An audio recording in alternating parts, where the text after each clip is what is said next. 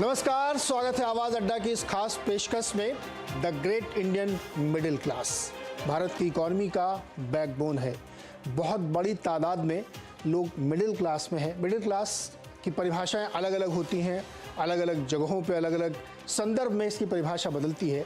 लेकिन भारत के संदर्भ में हम जो आज बात करेंगे तो ये भी देखेंगे कि किसको हमें मिडिल क्लास मानना चाहिए। आबादी के हिसाब से इसकी संख्या बहुत तेज़ी से बढ़ रही है और एक जो ताज़ा रिसर्च आई है उसके अनुसार अगले 2047-46 तक का जब हम आंकड़ा देखेंगे तो आपको चौंकाने वाले आंकड़े दिखेंगे कि इंडियन मिडिल क्लास कितनी तेज़ी से बढ़ेगा और वो इसको एक आप कह सकते हैं कि इकॉनमी को बैकबोन देगा। आज ये समझने की कोशिश करेंगे कि ये ग्रेट इंडियन मिडिल क्लास की स्टोरी अपने आप में क्या कहती है और इसके मायने क्या है, किस तरीके से भारतीय समाज और भारतीय इकॉनमी इसको बदल रही है। चलिए ये आंकड़े आपके सामने रखते हैं। इसके रिसर्च की है प्राइस ने। ये बहुत ही प्रतिष्ठित एक संस्था है जो लोगों के बीच में, कंज्यूमर के बीच में जाके उनकी परचेजिंग पावर और उनकी कंजम्पशन की कैपेसिटी के हिसाब से ये रिसर्च करती है। तो बहुत ही प्रोमिनेंट इंस्टीट्यूट ने रिसर्च की है। अब ये जो आंकड़े आपके सामने रखे, इसमें जो बीच वाली लाइन है मिडिल क्लास, जिसकी एक मोटी परिभाषा 5 लाख से 30 लाख सालाना कमाने वालों को हमने रखा है, क्योंकि इस क्लास में अगर आप रखेंगे तो आप मिडिल क्लास की परिभाषा में इसको रख सकते हैं। 2015-16 से 2046-47 तक के प्रोजेक्टेड आंकड़े, 15-16 के और 20-21 तक के आंकड़े हैं, उसके आगे के जो प्रोजेक्शंस हैं उसमें आप देखिए ये आबादी कितनी तेजी से और कितनी बड़ी संख्या में बढ़ रही है। यानी नंबर्स में अगर आप देखें तो उस समय की जो कुल आबादी होगी उसके हिसाब से देखें तो मोर देन 50% से ज़्यादा आबादी हमारी मिडिल क्लास कैटेगरी में आएगी, जो अपने आप में एक इकोनॉमिक ग्रोथ के आंकड़े को भी दिखाती है। और ये जो दूसरा आंकड़ा है एस्पायरर्स, जो उस क्लास में, उस ऑर्बिट में एंटर करना चाहते हैं, उनकी संख्या भी काफ़ी तेज़ी से यहाँ पे बढ़ती हुई आपको दिखेगी और ये एक बहुत सिग्निफिकेंट नंबर है। इसके बाद दूसरा एक नंबर हम देखते हैं कि कमाई और खर्चे का पैटर्न किस तरीके से बनता है। इसमें अगर आप देखें तो जो हाउस होल्ड इनकम है या जो खर्चे हैं, कमाई है, उसमें मिडिल क्लास का जो कंट्रीब्यूशन है या जो रेशियो बनता है वो 30% के आसपास बैठता है। आबादी के हिसाब से देखिए कौन ज़्यादा खर्चे कर रहा है तो उसमें 31% है। ये जो ऊपर वाली लाइन है ये रिच की है, अमीरों की है, जो करोड़ों में कमाते हैं। लेकिन हमने 5 से 30 वाली कैटेगरी पे आज फोकस किया है और आप देखिए धीरे धीरे जैसे नंबर बढ़ता है तो हर नंबर, चाहे वो बचत का हो, चाहे खर्च का हो, चाहे इनकम का हो, वो सरपास करता है बाकी सारी कैटेगरीज के नंबर को। तो ये दिखाता है कि जो पूरी ग्रोथ की स्टोरी है वो मिडिल क्लास के जरिए इंडिया में पैन आउट होती हुई दिख रही है। एक नंबर और देखें कि किस तरीके से ये परसेंटेज में, तो जैसे हमने कहा था कि जो हमारी मिडिल क्लास की जो साइज बनेगा, जो उनका ऑर्बिट बनेगा, वो 63% के आसपास बनेगा। जो डेस्टिट्यूट्स हैं, जो बहुत डेस्परेट्स लोग होंगे, उनकी संख्या बहुत तेज़ी से घटी। ये लोग इस पर डिस्प्यूट कर सकते हैं, डिबेट कर सकते हैं, लेकिन ये इस रिसर्च का एक बड़ा महत्वपूर्ण आंकड़ा है कि जब हम 46-47 तक पहुंचेंगे तो बहुत ही डेस्परेट लोगों की संख्या बहुत तेज़ी से नीचे गिरती हुई दिखेगी। 2047 का ये है। एक और आंकड़ा आपके सामने रखता हूँ कि जो रिच लोग हैं, जो बहुत पैसे कमाते हैं या जिनको हम मानते हैं कि करोड़ों रुपए में है, 2 करोड़ से ज़्यादा की उनकी आमदनी है, उनका कंसंट्रेशन कहाँ है, ये बहुत इंपॉर्टेंट फैक्टर है, क्योंकि जब आगे हम बातचीत करेंगे तो इसका डिस्ट्रीब्यूशन देखेंगे। तो नंबर 1 पे महाराष्ट्र आता है, जहाँ पे 6.4 लाख लोग हैं जो रिच या सुपर रिच की कैटेगरी में आते हैं। ये इस समय के नंबर से मैं आपको बता रहा हूँ 2021 के। और सेकेंड नंबर पर आता है दिल्ली, जहाँ पे 1,81,000 लोग इस कैटेगरी में आते हैं। तीसरा गुजरात है, बहुत ही समृद्ध राज्य है, और तीसरे स्थान पे आता है, और चौथा आता है तमिलनाडु। तो ये जो 4 राज्य हैं, यहाँ पे अमीरों का कंसंट्रेशन है। यहाँ पे नंबर जो है सबसे ज़्यादा है उनके, जो 2 करोड़ या उससे ज़्यादा की कमाई करते हैं। इसमें रिच, अल्ट्रा रिच सबको आप शामिल कर सकते हैं। तो ये कंसंट्रेशन है। ये कंसंट्रेशन कैसे आगे डिस्ट्रीब्यूट होगा पूरे देश में, जब हम मिडिल क्लास की स्टोरी पर डिस्कस करेंगे तो हम इसको समझेंगे। इसलिए हमने कहा कि इस ग्राफिक को ज़रूर देखना चाहिए।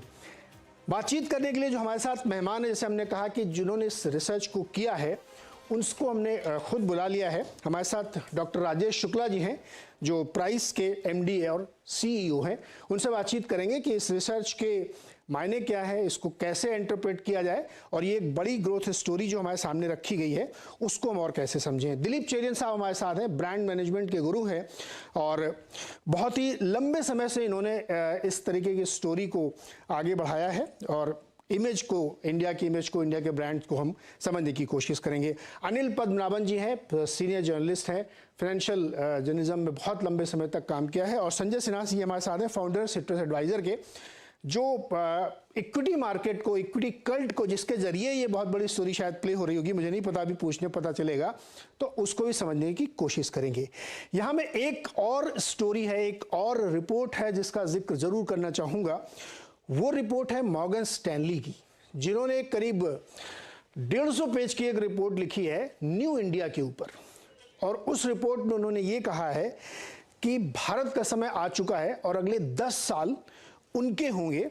इसके भी आप नंबर देखिए। उनका मानना है कि नेक्स्ट 10 ईयर्स में भारत की जीडीपी जो है वो $7.9 ट्रिलियन पे पहुंच जाएगी। और डॉलर टर्म में आप रिटर्न देखेंगे तो 11% होगा, जो हाईएस्ट एवर होगा किसी भी दुनिया में, किसी भी देश के मुकाबले ये सबसे ज़्यादा होगी।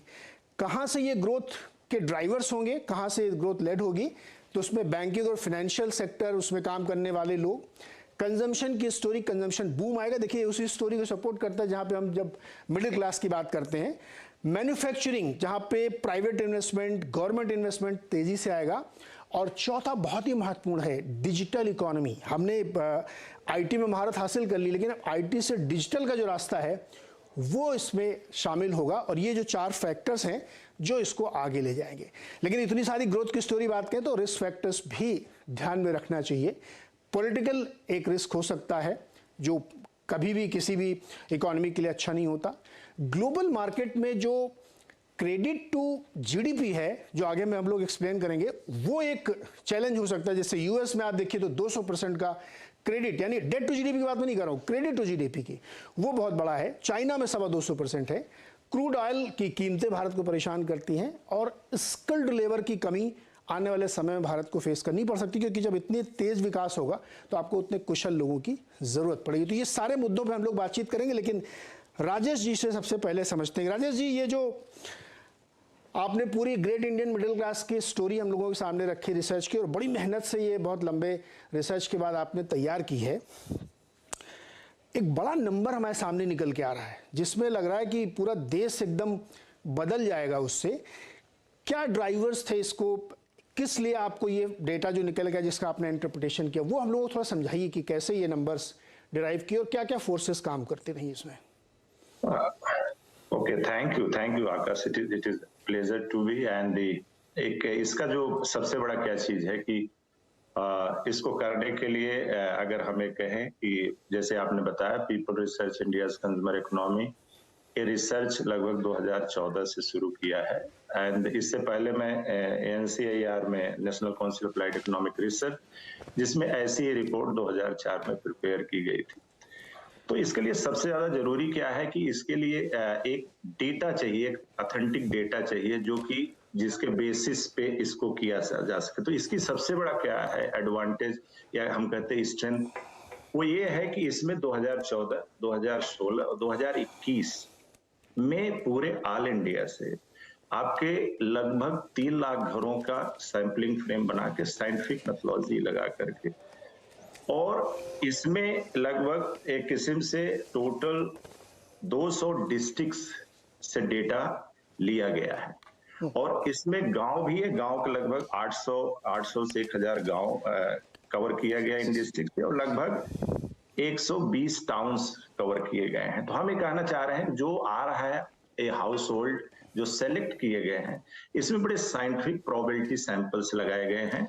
और इसको हम एक चीज ये कहते हैं, इसकी जो मेथोडोलॉजी, मेन चीज होता है डेटा में रिलायबिलिटी क्या है, कैसे आप इसको कहेंगे। तो उसका एक मेजर चीज है कि ये हम कहेंगे कि price and price research team का अलॉन्ग विथ इसमें बहुत ही हाई पावर्ड एक कमेटी है जो कि एडवाइजरी, जिसमें आपके member from national statistical commission और जो institute of economic growth and ISI, ये लोग एडवाइज जो इसको कायदे से इसको वॉच किया है। ये पूरा हम कहते हैं 8-10 साल की एक्सरसाइज है।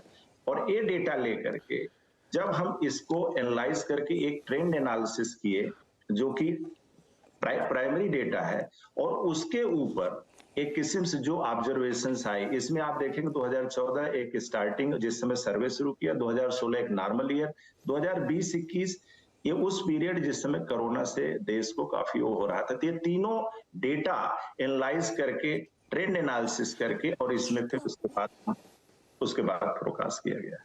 जी डॉक्टर शुक्ला, मैं अब आपसे ये समझना चाहता हूं कि ये जो